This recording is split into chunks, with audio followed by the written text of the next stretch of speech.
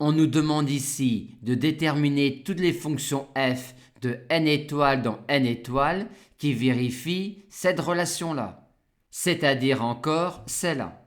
Commençons comme classiquement dans ce genre de problème par considérer une fonction f de n étoiles dans n étoiles qui vérifie cela et voyons ce que l'on peut dire sur f.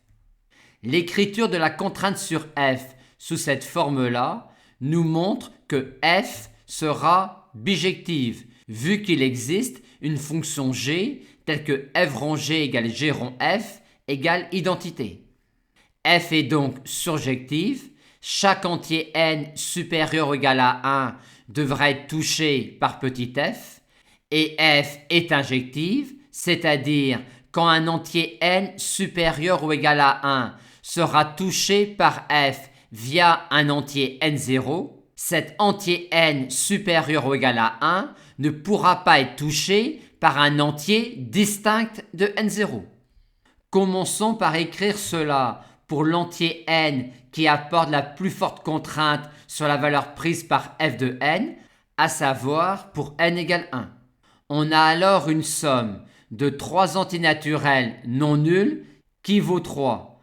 Ceci ne peut se produire que si chacun des 3 antinaturels valent 1.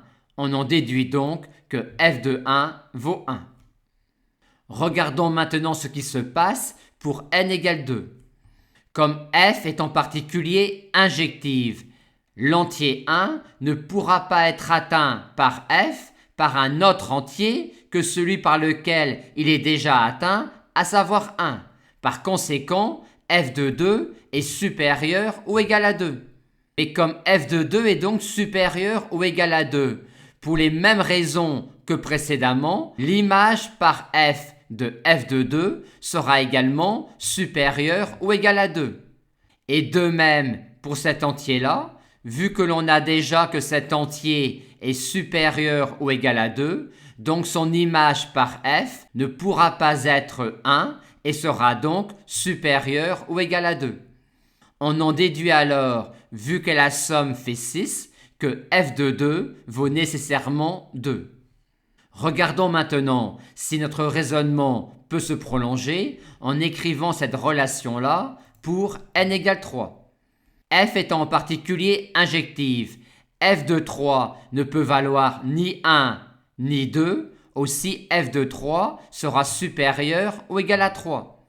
Et on en déduit alors exactement comme précédemment qu'il en est de même pour les deux autres entiers. Et ceci nous conduit exactement comme précédemment au fait que f de 3 vaut 3. Remarquons que pour montrer cela, on s'est servi de l'injectivité de f et du fait que l'on savait déjà que f de 1 valait 1 et que f de 2 valait 2. Aussi, pour formaliser notre raisonnement, on montrerait par récurrence forte sur n que quel que soit n supérieur ou égal à 1, f de n est égal à n. Et une fois ceci effectué, on en déduit que si une fonction f de n étoiles dans n étoiles vérifie une telle relation, f ne peut être que l'identité.